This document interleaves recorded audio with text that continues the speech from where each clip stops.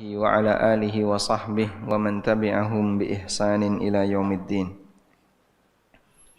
Alhamdulillah, puji syukur kita haturkan kehadirat Allah Subhanahu wa taala. Di kesempatan pagi ini kembali kita melanjutkan kajian rutin dengan membaca buku tafsir salat. Dan insyaallah kita masih masuk pada pembahasan tentang zikir-zikir setelah salat. Zikir yang ketiga yang akan kita baca adalah zikir La ilaha illallah wahdahu la syarikalah lahul mulku wa lahul hamdu wa huwa ala kulli syai'in qadir la hawla wa la quwwata illa billah la ilaha illallah wa la na'budu illa iyyah.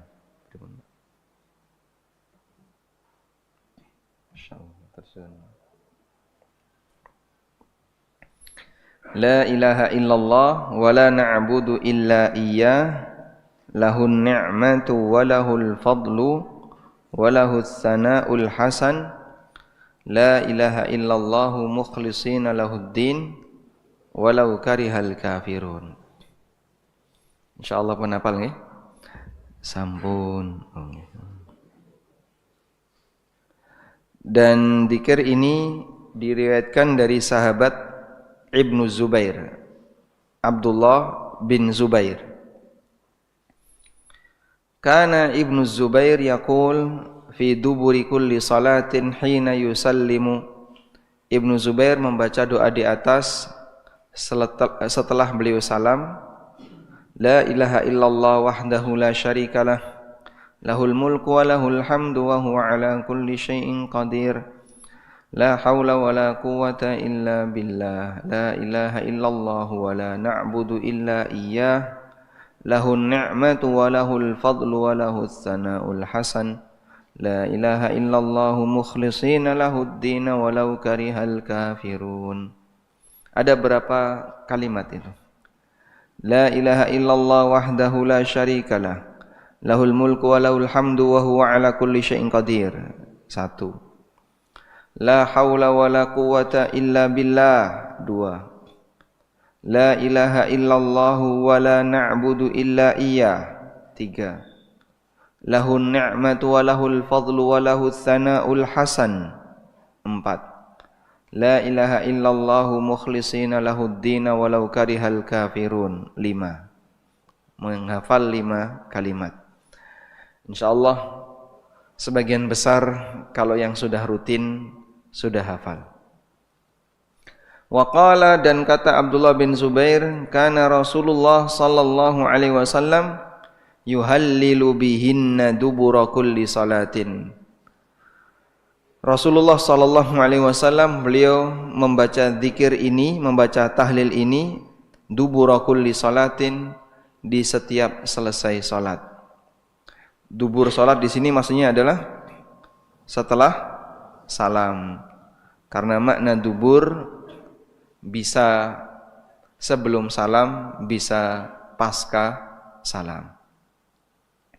Hadisnya sahih riwayat Muslim. Baik, coba dibaca 5 kalimat tadi. La ilaha illallah wahdahu la syarikalah lahul mulku wa lahul hamdu wa huwa ala kulli syai'in qadir.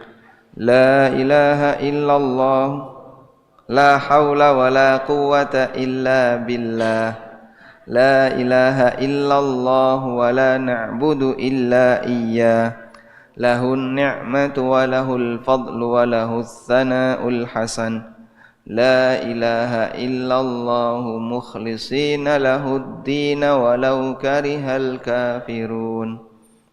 Alhamdulillah. Baik. Dan kita membaca kalimat la ilaha illallah wahdahu la syarikalah lahul mulku wa lahul hamdu wa huwa ala kulli syai'in qadir dalam salat itu berkali-kali. Yang ini hadis dari Abdullah bin Zubair, kemudian nanti juga ada hadis yang lain. Berikutnya kita akan membaca tahmid, tasbih, tahmid, takbir dan tahlil. Untuk bacaan tasbih, tahmid, dan takbir ada 4 riwayat yang sahih sehingga bisa diamalkan secara bergantian. Kadang bisa pakai riwayat 1, riwayat 2, dan seterusnya. Pertama, masing-masing dibaca 10 kali. Subhanallah, subhanallah, subhanallah. Berapa kali? 10. Kemudian yang kedua, masing-masing dibaca 25 kali. Subhanallah, subhanallah, subhanallah 25, alhamdulillah, alhamdulillah 25, Allahu akbar 25. Yang ketiga, masing-masing dibaca 33 kali. Nah, ini yang sering kita praktekkan atau yang sering kita dengar. Yang keempat, yang 33 kali ujungnya tahlil la ilaha illallah wahdahu la syarikalah lahul mulku wa lahul hamdu wa huwa ala kulli syai'in qadir. Yang keempat, subhanallah 33, alhamdulillah 33, Allahu akbar 34. Sehingga totalnya 100. Baik, sekarang kita akan lihat dari yang paling atas. Masing-masing dibaca 10 kali. Berdasarkan hadis dari Abdullah bin Amr radhiyallahu anhu, Nabi sallallahu alaihi wasallam pernah bersabda, "Khaslatani aw khallatani la yuhafidhu alaihima 'abdun muslimun illa dakhalal jannah." Ada 2 perbuatan yang jika dijaga oleh seorang hamba yang muslim, maka dia akan masuk surga. Huma yasirun, amalan itu ringan. Wa may ya'malu bihima qalilun, tapi yang berhasil melaksanakannya sedikit. Amalannya ringan, tapi yang melaksanakan sedikit. Ada 2 kemungkinan. 1, belum tahu dalilnya, belum tahu ilmunya. 2, yang kedua, malas. Sehingga mungkin sudah tahu tapi dia malas. Atau ada kemungkinan yang ketiga, enggak sanggup untuk merutinkannya karena kesibukan. Karena itu keberhasilan amal faktornya ada 3, Pak ya. Yang pertama, 1, tahu ilmu. 2, punya semangat, tidak malas. 3, ada kesempatan. Maka kita berdoa kepada Allah untuk diberi kemudahan ini dengan kalimat Allahumma a'inni ala dzikrika wa syukrika wa husni ibadatik. Ya Allah, tolonglah aku untuk bisa selalu berzikir kepadamu, mensyukuri nikmatmu, dan beribadah sebaik mungkin kepadamu. Ada 3 hal di mana menjadi faktor seorang hamba berhasil melaksanakan sesuatu. Dia punya ilmu. Yang kedua apa? Ada semangat.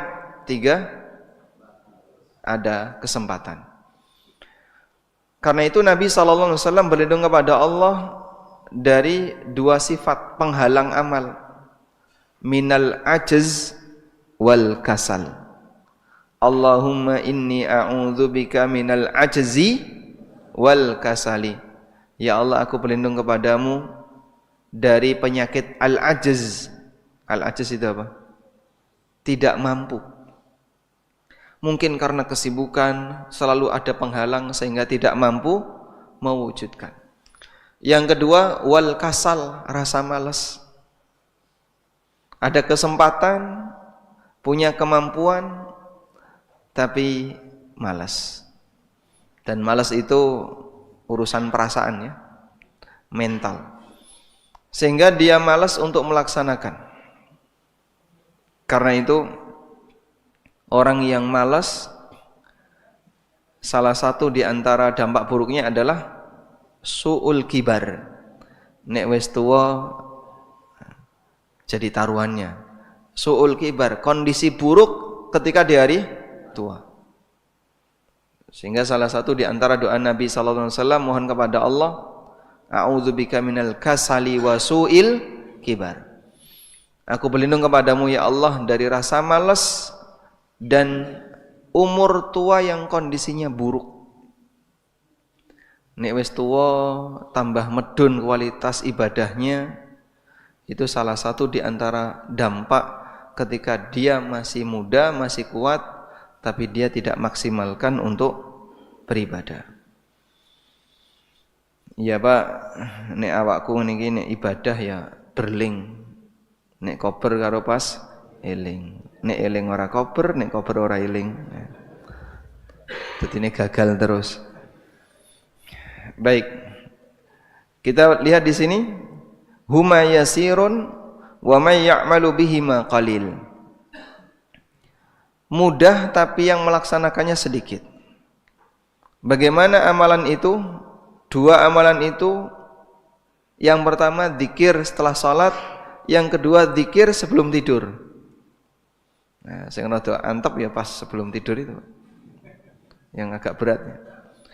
Yusabbihu fi duburi kulli salatin. Setiap selesai salat dia bertasbih 10 kali, bertahmid 10 kali, bertakbir 10 kali. Totalnya berapa?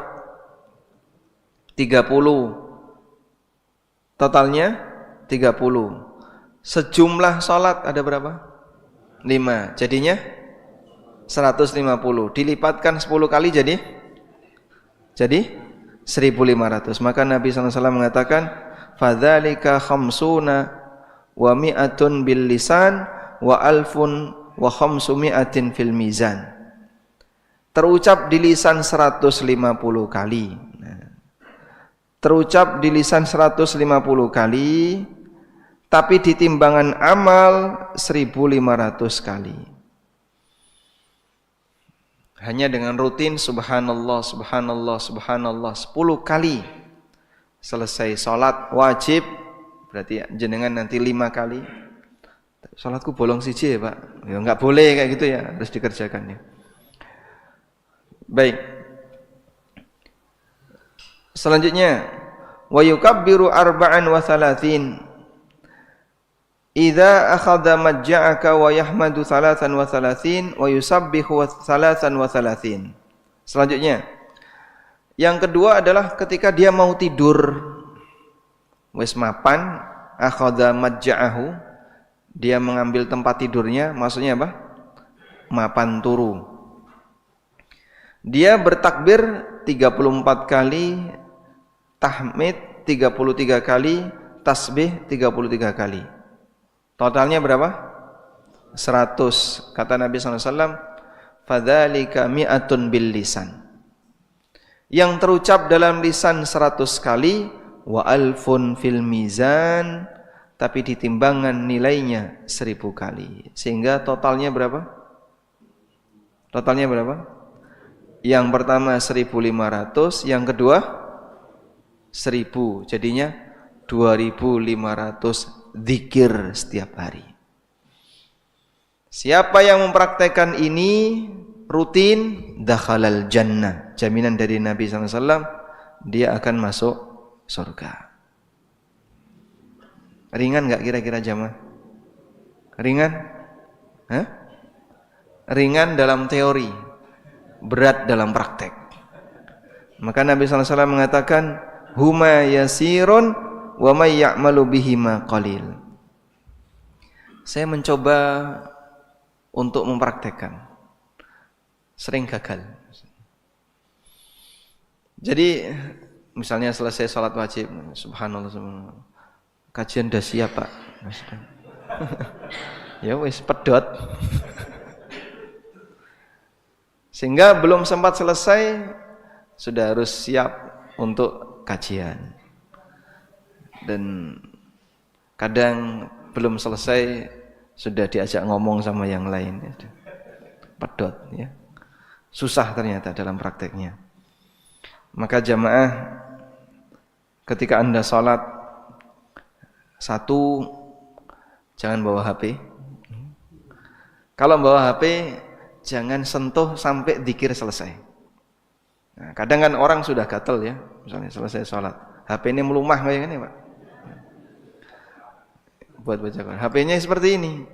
Kan ada WA tung cedung. Shopee. Wow, ada produk baru. Itu belum selesai zikir pengen buka. Nanti dulu. Karena kalau sudah buka orang bakalan bisa selesai. Makanya sabar baca seperti ini. Kalau mau istiqomah, semua faktor penghalang dihindarkan. Semua faktor penghalang tolong dihindari. Sebisa mungkin kita jauhkan dari diri kita sampai bisa menyelesaikan. Baik, jadi totalnya berapa zikir? 2.500 pahala zikir sehari. 150 plus 100. Ini setelah sholat. Yang ini sebelum tidur. Secara teori gampang. Wa may ya'malu bihi ma qalil. Kata Nabi SAW, yang berhasil melaksanakan sedikit. Baik. Kecuali kalau dipegangi terus, bikin komitmen, jangan sampai bolong. Sehingga dimanapun kita berada, kita baca ini. Nah, ini nanti jadi zikir penyesuaian. Pak, antara salam subuh sampai kajian subuh waktunya pendek.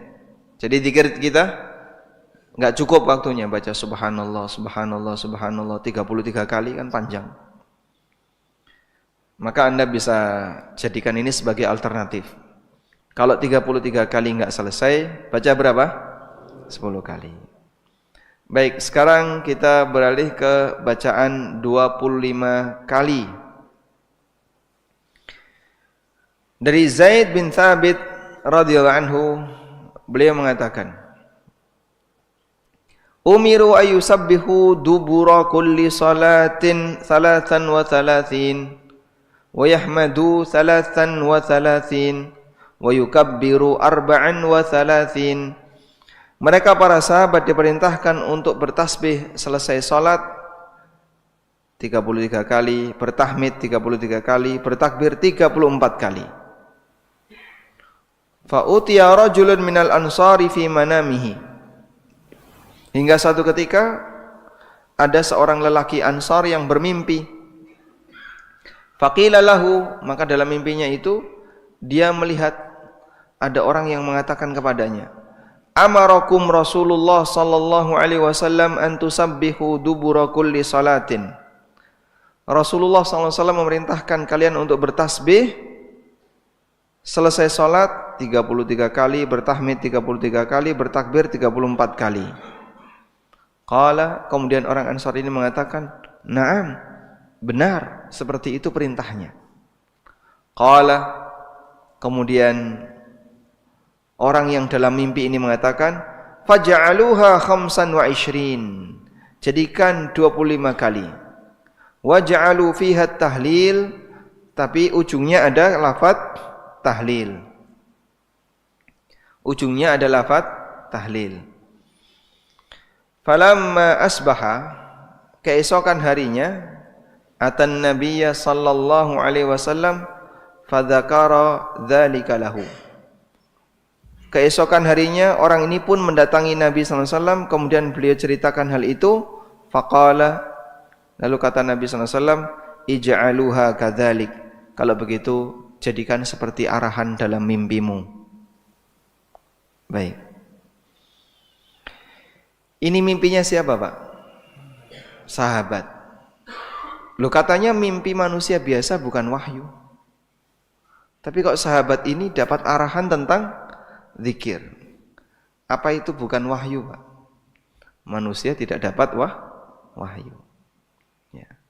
Manusia tidak mendapatkan wahyu karena yang dapat wahyu hanya manusia biasa, tidak dapat wahyu karena yang dapat wahyu hanya nabi. Sehingga mimpinya manusia biasa bisa bentuknya busyram minallah. Ada kabar gembira dari Allah, dan itu perlu ditimbang dengan syariat. Maka sahabat ini ketika bermimpi tadi dikonsultasikan ke siapa?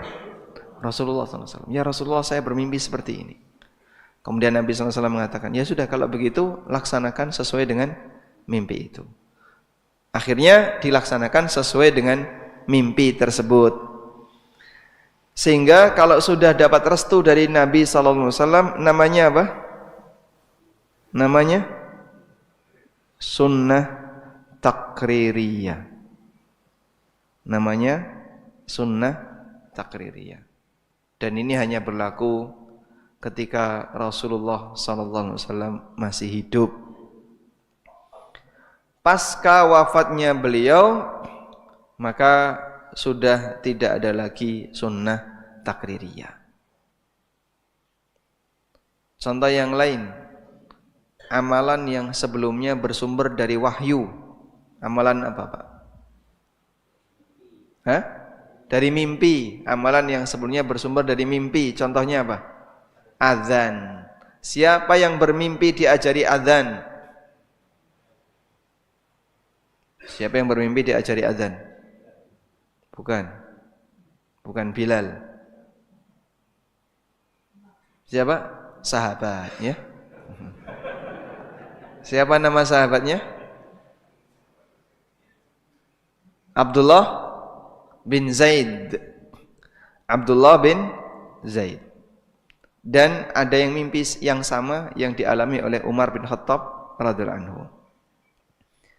Kemudian diceritakan kepada Nabi SAW, lalu beliau restui sehingga menjadi sunnah takririyah. Pasca beliau wafat, ini enggak berlaku. Pak Ustadz, saya tadi bermimpi diajari zikir. Maca napa ya, Pak?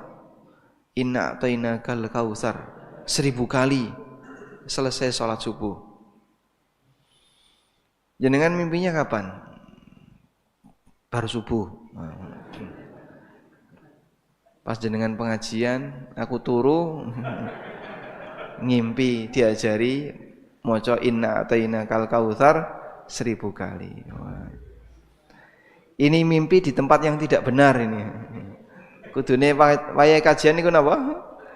Ngrungokno kok malah turu sampean iki. Padahal tidur ketika kajian itu dari setan. Baik, sudah? Jadinya ada berapa? 25 ditambah dengan tahlil. Subhanallah, subhanallah, subhanallah 25 kali. Alhamdulillah, alhamdulillah, alhamdulillah 25 kali. Allahu akbar, Allahu akbar, Allahu akbar berapa? 25 kali. Lalu di ujungnya ditutup la ilaha illallah wahdahu la syarikalah lahul mulku wa lahul hamdu wa huwa ala kulli syai'in qadir.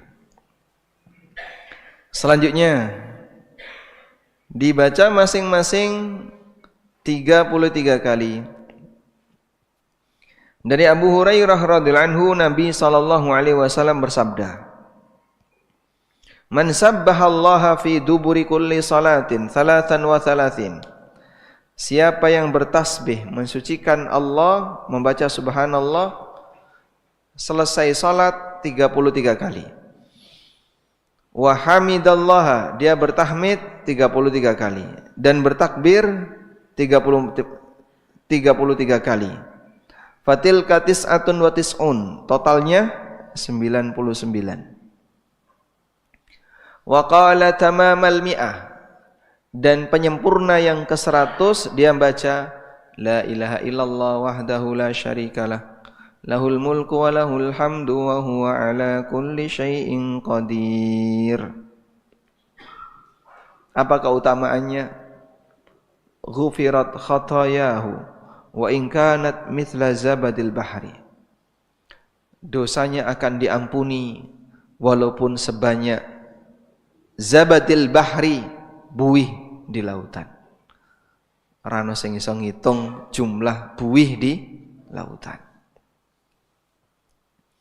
Sehingga betapa banyaknya keutamaan doa ini, zikir ini, di mana seorang hamba dijanjikan dosa-dosanya akan diampuni walaupun sebanyak buih di lautan. Dan ini kalau dibaca serius, ya, ya, mungkin agak panjang ya. Serius itu dalam arti tidak terlalu cepat. Subhanallah, subhanallah, subhanallah, subhanallah, subhanallah, subhanallah. Tapi kalau dibaca cepat ya, barangkali ada yang hilang. Subhanallah, subhanallah, subhanallah, subhanallah, subhanallah, subhanallah, piok. Subhanallah. Karena dia harus muter apa? Tasbihnya. Alhamdulillah, alhamdulillah, alhamdulillah. Saya pernah, mungkin Bapak Ibu juga melihatnya, orang kalau gerakan tasbih dengan kecepatan ini enggak mungkin dia bisa baca dengan serius. Alhamdulillah, alhamdulillah, alhamdulillah, alhamdulillah, alhamdulillah, alhamdulillah, alhamdulillah. Allahu Akbar, Allahu Akbar, Allahu Akbar, Allahu Akbar, Allahu Akbar. Allahu Akbar jadi robar. Jangan sampai itu dilakukan ya. Nanti jadinya merusak makna dari apa yang dia baca. Kita katakan orang ini belum bertasbih, orang ini tidak bertahmid dan dia tidak bertakbir. Karena yang keluar dari lisannya bukan kalimat Allahu Akbar, tapi yang keluar dari lisannya robar. Yang keluar dari lisannya bukan Alhamdulillah, tapi delam gitu. Ini ngapain kayak gini? Baik. Dan hadisnya sahih riwayat Muslim, maka bacalah dengan serius, tidak perlu buru-buru, masih panjang waktu yang bisa kita gunakan untuk zikir. Selanjutnya, tasbih 33 kali, tahmid 33 kali, takbir 34 kali. Sehingga penggenap 100-nya adalah takbir. Dari Ka'ab bin Ujrah radhiyallahu anhu, Nabi sallallahu alaihi wasallam bersabda, mu'aqibatun la yakhibu qailuhunna aw fa'iluhunna dubura kulli salatin maktubatin.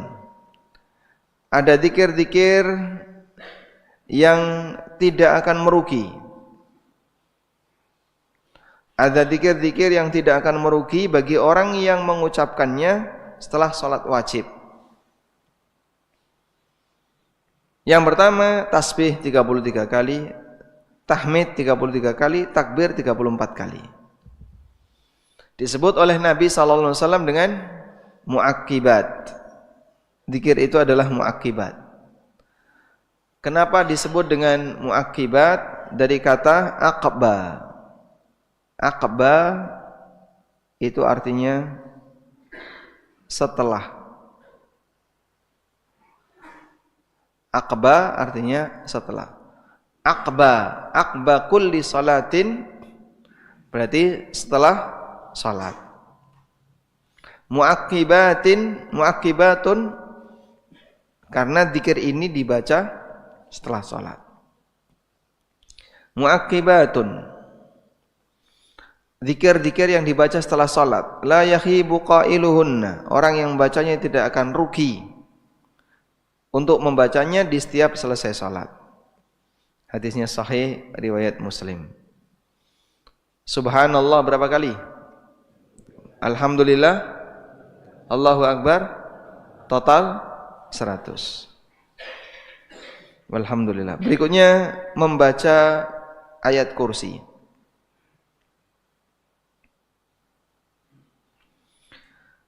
Dari Abu Umamah Al-Bahili radhiyallahu anhu, Nabi sallallahu alaihi wasallam bersabda, man qara'a ayatal kursi, barang siapa yang membaca ayat kursi, dubura kulli salatin maktubah, di setiap selesai salat wajib, lam yamna'hu min dukhulil jannah illal maut, tidak ada yang menghalangi dirinya untuk masuk surga selain kematian.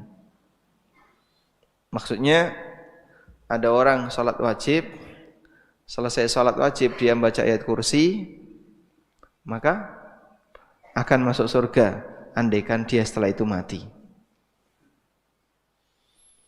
Karena yang namanya manusia bisa masuk surga setelah kapan? Mati. Kalau belum mati, belum masuk surga. Ya, masih di dunia. Maka disebut tidak ada yang menghalangi dia untuk masuk surga kecuali kematian, karena orangnya belum mati. Selesai baca ayat kursi setelah sholat, orangnya belum mati, maka dia belum bisa masuk surga.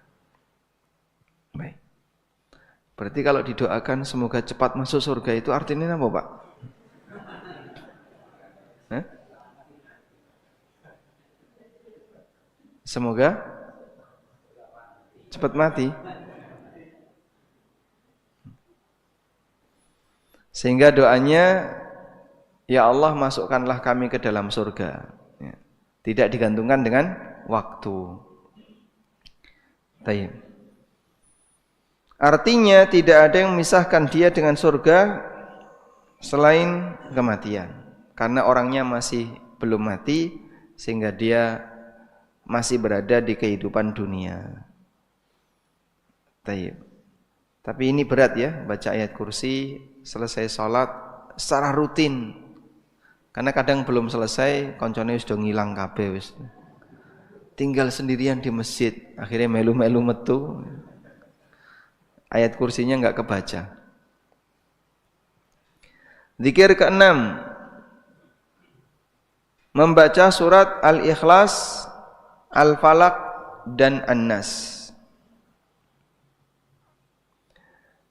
Dari hadis Uqbah bin Amir radhiyallahu anhu, beliau mengatakan, amarani Rasulullah sallallahu alaihi wasallam an aqra'a bil muawwidzat dubura kulli salatin.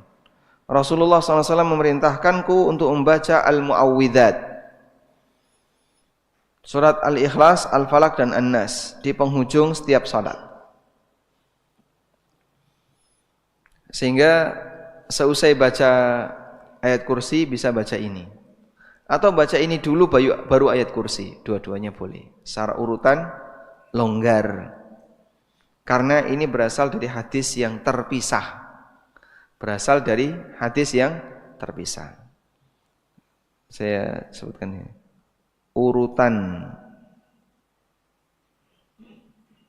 Urutan statusnya longgar.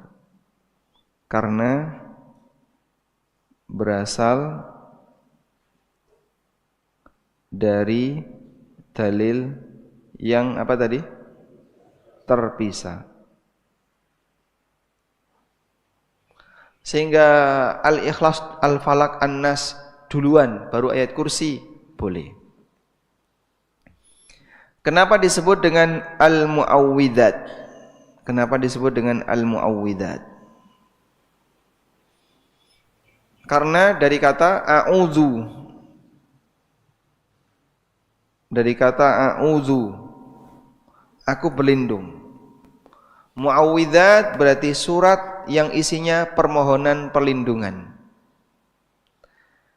A'udzu birabbil falaq, a'udzu birabbin nas. Sehingga dua surat ini sering disebut dengan al-muawwidzatan. Dua surat permohonan perlindungan. Al-muawwidzatan. Nah, terus kulhu kan enggak masuk. Qul wallahu ahad masuk enggak? Tidak. Kenapa? Karena tidak ada lafaz a'udzu. Surat Al-Ikhlas ada lafaz a'udzu? Enggak ada. Qul wallahu ahad, Allahu samad, lam yalid wa lam yulad. Berarti dia enggak masuk muawwidzat dong, Pak. Diikutkan. Diikutkan. Karena tinggal sendirian.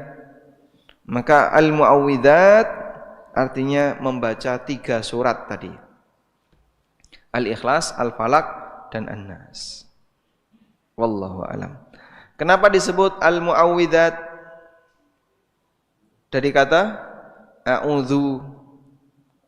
Yang itu ada pada surat Al-Falaq dan An-Nas. Sementara di surat Al-Ikhlas kan enggak ada lafaz a'udzu, diikutkan. Jadinya disebut 3 surat muawwidzat. Al-Falaq, Al-Ikhlas, Al-Falaq dan An-Nas. Baik. Yang terakhir ya. Zikir ke-7.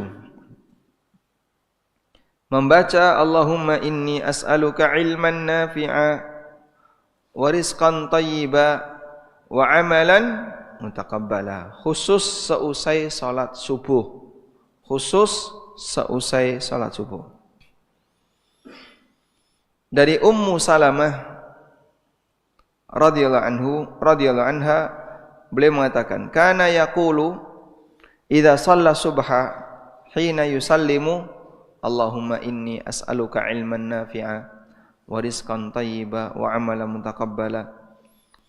Kata Ummu Salamah bahwa Rasulullah sallallahu alaihi wasallam usai salat subuh beliau membaca tadi, Allahumma inni as'aluka ilman nafi'a wa rizqan thayyiba wa amalan mutaqabbala. Baik. Dan ini dibaca persis setelah salam salat subuh. Bapak Ibu bisa lihat di sini ya. Kehidupan. Ada kehidupan di dunia. Ada kehidupan akhirat.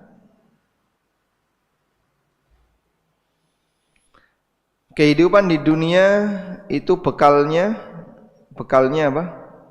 Bekal. Rizki yang halal. Jenengan kan butuh makan dan minum. Kalau kehidupan di akhirat bekalnya apa? Pahala amal. Pahala amal yang diterima, wa amalan mutaqabbala. Pahala amal yang diterima. Dua ini butuh ilmu untuk bisa memahaminya. Dua ini butuh ilmu untuk bisa memahaminya. Maka Nabi SAW minta kepada Allah 3 hal ini. Ilmu yang manfaat, rezeki yang halal, pahala yang diterima. Allahumma inni as'aluka ilman nafi'a wa rizqan thayyiba wa amalan mutaqabbala. Sehingga kenapa kok 3 ini yang diminta? Karena ini bekal kehidupan hamba.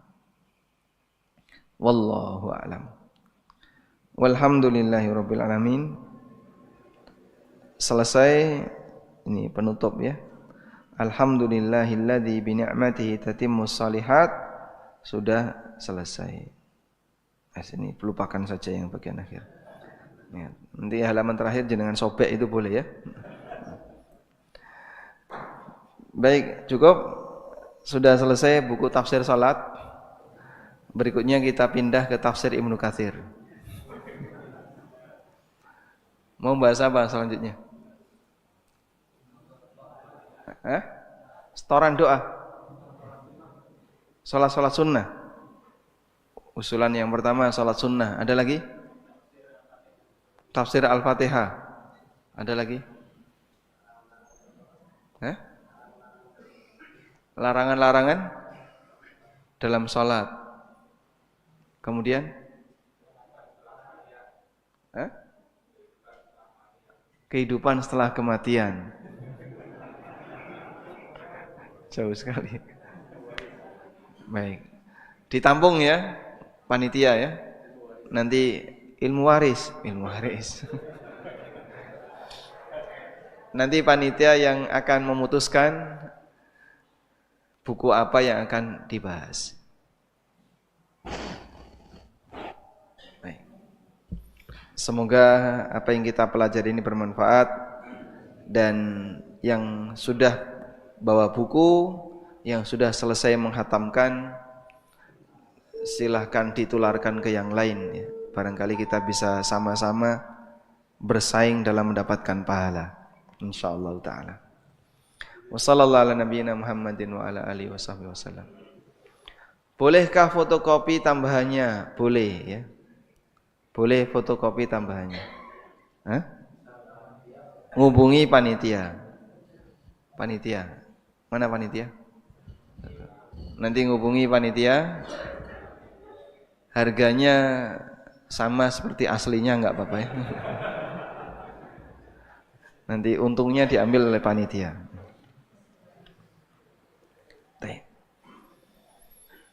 Assalamualaikum. Waalaikumsalam. Untuk sholat sunnah, apakah zikir apa ini sesuai urutan sama dengan sholat wajib? Kalau sholat sunnah tidak melakukan zikir seperti sholat wajib. Yang ini tadi, ini zikir sholat wajib. Sementara itu untuk salat sunnah zikirnya ada sendiri. Misalnya setelah salat witir ada zikir sendiri. Setelah salat apa lagi? Salat duha zikirnya ada sendiri. Setelah salat subuh, salat fajar apa zikirnya? Istighfar 3 kali. Kalau sholat sunnah itu tidak punya zikir khusus, Anda tidak perlu baca apapun. Tapi kalau punya zikir khusus, seperti selesai witir ya, baca apa? Subhanal Malikul Quddus, Subhanal Malikul Quddus. Silahkan dibaca sesuai panduan yang berlaku. Wallahu a'lam. Mohon dijelaskan cara melakukan salat sunnah yang 4 rakaat.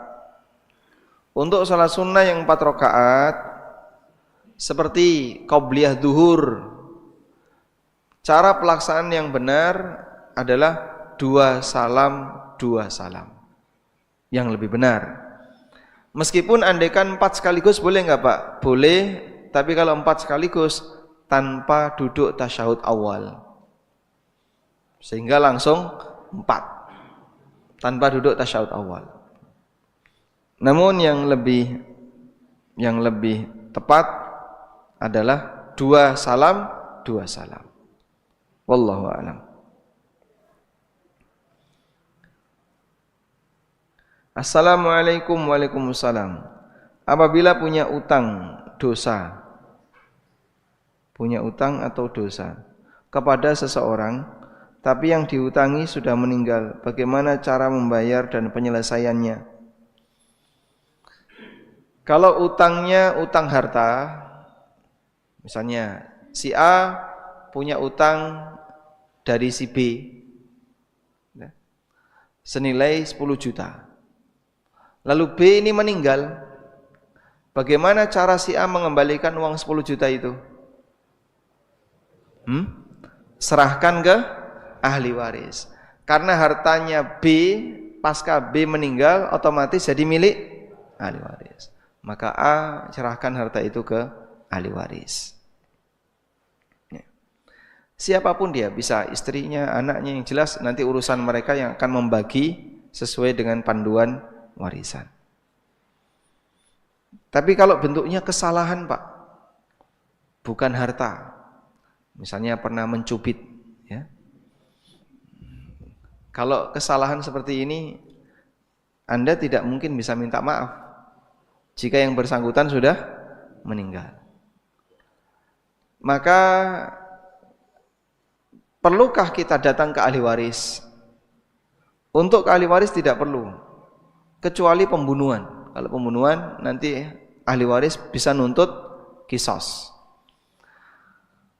Namun cukup doakan orang yang pernah kita zalimi.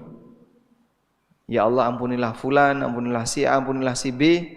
Saya dulu pernah pernah mencubit dia, pernah membentak dia, membuat sakit hati dia.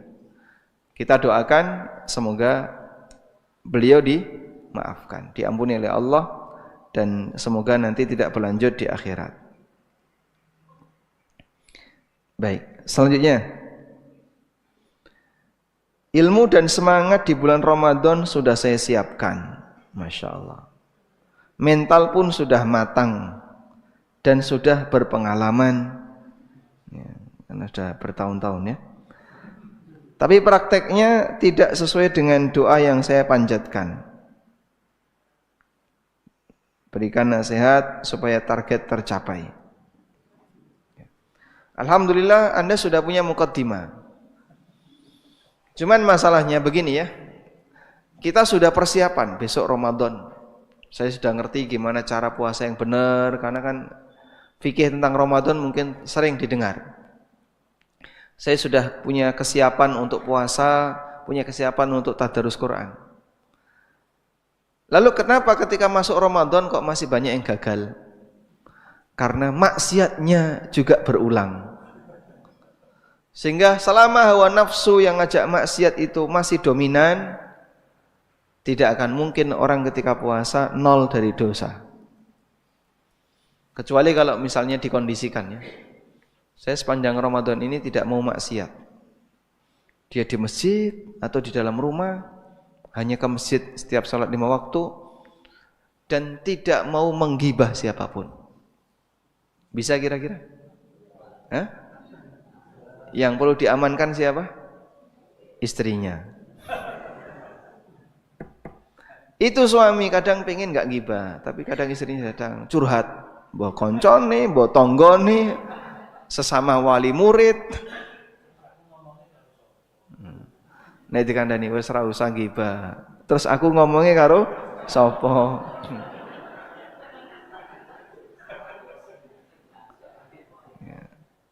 Enaknya gimana, Pak? Kamu silahkan ngomong karo jin khodam. Malah aneh-aneh. Suruh nahan ya, ditahan. Pokoknya kalau enggak berkepentingan dan kita tidak perlu untuk membahas, jangan dibahas.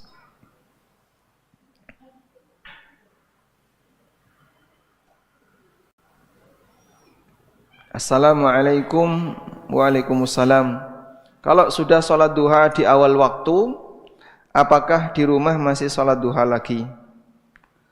Selama waktu sholat duha belum habis, jenengan bisa sholat duha di semua rentang ini.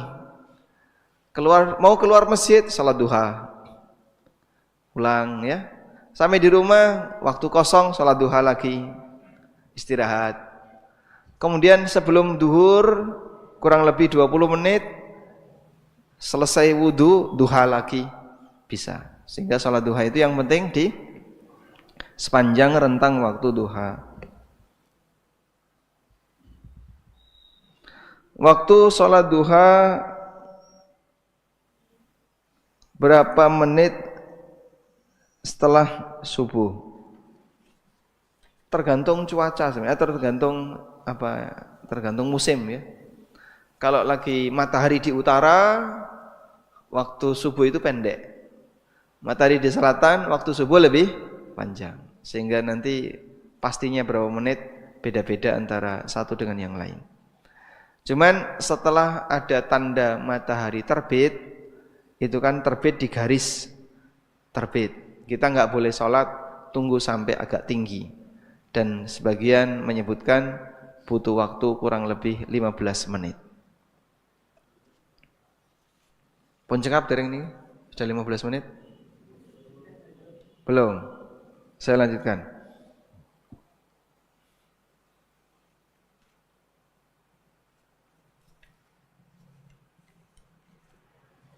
Assalamualaikum. Waalaikumsalam. Bolehkah berdoa seperti ini? Ya Allah, jika aku beribadah hanya untuk dimasukkan dalam surgamu, haramkan surga untukku. Dan jika aku beribadah hanya untuk dihindarkan dari api neraka, masukkan aku ke dalam nerakamu. Jika aku beribadah hanya untuk ridhamu, maka masukkan, terimalah ibadahku. Apakah ini ada tuntunannya? Baik. Doa ini cukup ma'ruf ya. Dan ada yang mengatakan yang ngajari adalah Rabi'ah al-Adawiyah. Namun apakah benar seperti itu? Wallahu a'lam. Sehingga ada kalimat, jika aku beribadah kepada Allah, ya Allah, jika aku beribadah kepadamu dengan harapan dapat surga, jauhkan aku dari surga. Beribadah dengan berharap surga boleh enggak? Apa dalilnya? Semua dalil yang menyebutkan tentang janji surga menunjukkan bahwasanya mengharapkan surga ketika ibadah hukumnya boleh. Dan itu konsekuensi iman kita. Saya beriman dengan janji Allah yang maha benar. Saya beriman dengan janji Nabi SAW yang benar. Maka saya wujudkan, saya jadikan itu sebagai harapan. Kita wujudkan dengan cara kita jadikan itu sebagai harapan. Maka kita berdoa kepada Allah Subhanahu wa taala. Ya Allah, aku mohon kepadamu surga dan aku mohon kepadamu terhindar dari neraka. Sebagai konsekuensi kita membenarkan janji dan ancaman Allah Subhanahu wa taala. Kalau kemudian dijanjikan tapi tidak boleh diharapkan, siapa yang beramal A akan dapat surga, tapi siapapun yang beramal A tidak boleh berharap surga, lucu nanti jadinya. Dijanjikan tapi tidak boleh diharapkan. Seperti contoh tadi ya, ada dua amalan yang ringan tapi yang mengamalkannya sedikit. Siapa yang bisa mengamalkannya, dia masuk surga. Namun tidak boleh diharapkan. Kamu boleh mengamalkan ini tapi tidak boleh mengharapkan surga. Lalu fungsinya apa dijanjikan? Makanya doa seperti tadi ini doa yang aneh dan tidak benar ya. Yang benar, mintalah kepada Allah Subhanahu wa taala balasan terhadap amal yang kita lakukan, dan itu tanda kita beriman kepada janji Allah. Kita beriman kepada janji Allah karena meyakini seperti ini. Wallahu a'lam.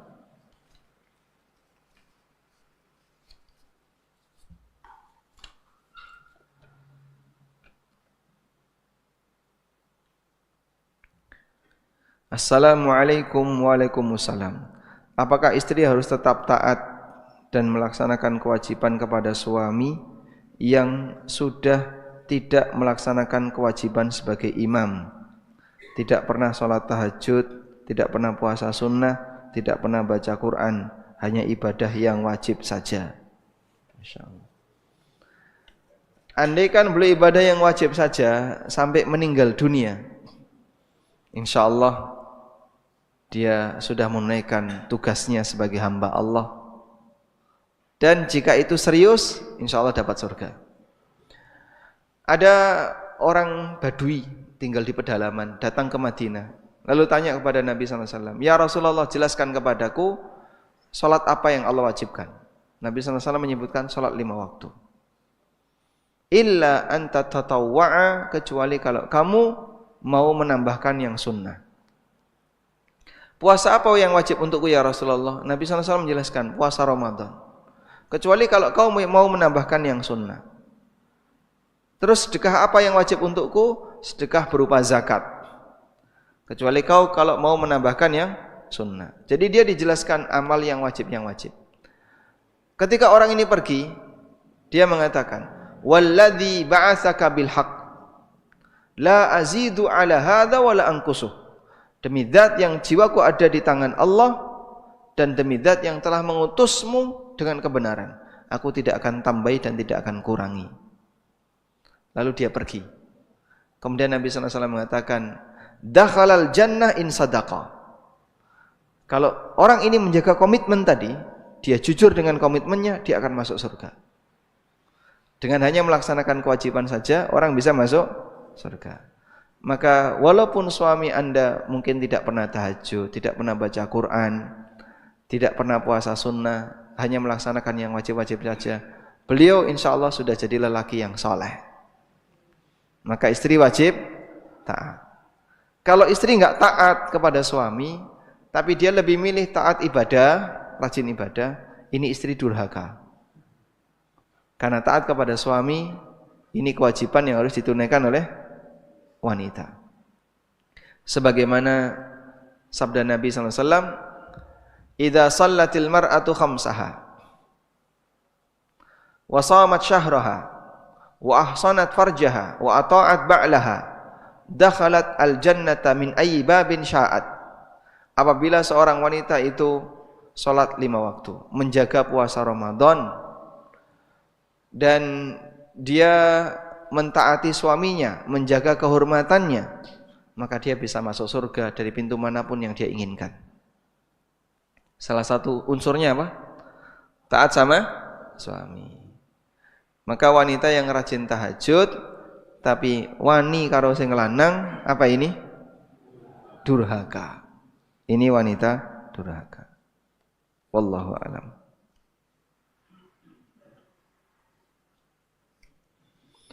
Assalamualaikum. Waalaikumsalam. Bolehkah makmum masbuk? Benarkah makmum masbuk tidak boleh diangkat menjadi imam? makmum masbuk diangkat jadi imam? Hah? Sesama masbuk. Contohnya kayak gini. Saya pernah ngasih ilustrasi ini, nanti akan jadi jawaban ya. Kalau seperti ini Pak ya. Ini imam, shaf 1, shaf 2, shaf 3. Nah, seginian ya. Sudah? Lalu ada yang masbuk. Yang masbuk di sini. Dan di sini. Masbuk. Yang garis putih itu tidak masbuk. Yang kuning-kuning ini masbuk. Udah? Ada yang di kanan dan di kiri. Terpisah dengan garis putih. Kalau imamnya salam, maka yang masbuk ini nambahin. Terus yang jadi imam yang mana? Hah? Yang jadi imam yang mana? Yang sini apa yang sini? Kan ini nggak bisa koordinasi. Bisa nggak ini koordinasi? Kita rapat dulu ya untuk nunjuk siapa di antara yang jadi imam. Hah? Tidak. Apakah ini mundur? Tidak. Tetap di tempat kan? Yang kuning-kuning ini mundur nggak? Tidak. Ini tetap di tempat. Sehingga ketika dia tetap di tempat, pertanyaannya, yang jadi imam yang mana? Bingung ya? Maka yang kayak gini nggak ada. Sehingga tidak ada makmum masbuk jadi imam. Kecuali ya, masbuk dijadikan imam dengan orang yang baru sholat. Kalau dia dijadikan imam dengan orang yang baru sholat, betul, bisa. Tapi kalau sama-sama masbuk, tiba-tiba salah satu jadi imam, yang lainnya ngikutin, ini nggak bisa. Wallahu a'lam.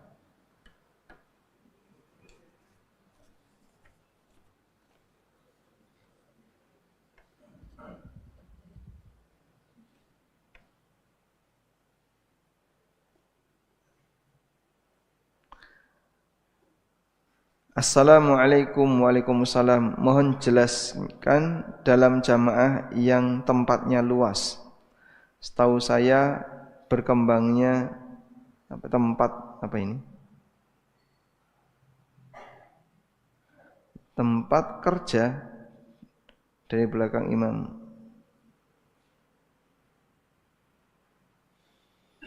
Wallahu a'lam, saya kesulitan untuk mengeja. Jadi tidak kita selesaikan bacanya.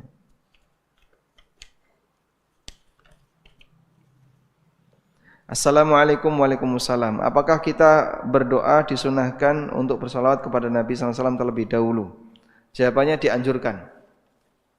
Bisa di depan, bisa di belakang. Sehingga ketika berdoa bisa diiringi dengan salawat. Assalamualaikum warahmatullahi wabarakatuh. Waalaikumsalam warahmatullahi wabarakatuh. Apa hukumnya memelihara jenggot? Kenapa Ustadz Ami tidak berjenggot? Enggak lihat dia. Tayyib. Jadi yang ada adalah apa yang tumbuh biarkan saja. Tidak harus ditumbuhkan yang tidak tumbuh. Perlu nggak dikasih obat Pak di bagian yang nggak tumbuh? Tidak perlu. Tapi kalau misalnya ada yang ngasih obat, ya insya Allah tidak masalah. Misalnya untuk kepentingan penampilan atau apa, silahkan. Tapi tidak boleh dengan niat ibadah. Misalnya saya kasih obat biar lebat, biar pahalanya makin banyak, ya tidak demikian. Kalau tumbuh biarkan, tapi kalau nggak tumbuh tidak perlu dipaksakan. Wallahu a'lam. Demikian, semoga apa yang kita bahas ini bermanfaat. Untuk materi kajian berikutnya ditunggu rapat panitia ya. Barangkali nanti kajian kok libur setahun dulu karena nunggu rapat ya. Tolong jamaah bersabar ya. Panitia sedang rapat menentukan tema kajian ya. Wa sallallahu ala nabiyyina Muhammadin wa ala alihi wa sahbihi wa sallam wa akhiru da'wana alhamdulillahi rabbil alamin. Wassalamu alaikum warahmatullahi wabarakatuh.